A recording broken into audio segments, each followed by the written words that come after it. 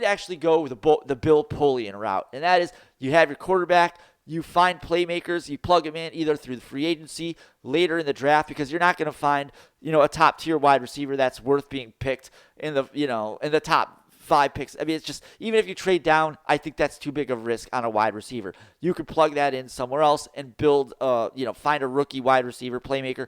Maybe later on somehow we can talk for years about that. But the point is, if they build this defense, if they put a defensive end or an interior alignment in there to, create more situations where the Bears defense can get to the quarterback, that's going to be beneficial to the offense. And let me tell you why. Again, if you know Bill Polian, you already know where I'm going with this. Solid offense that can score points. And then you have these guys on defense that you've drafted.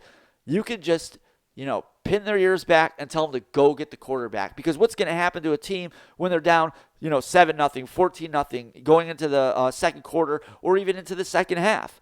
They're going to start passing the ball. Nobody runs the ball when you're down, 2 possessions or, 7 points. Maybe with your, 3 points, you can run the ball, get to where you have to go. But generally, if you're down 7 points, 14 points, going into the second half, even being in the second quarter, you're going to find yourself in an offensive situation where you're being a little bit more aggressive by passing the ball. And that puts the Bears defense with these interior linemen in a more advantageous spot because, like I said, you can just send the house.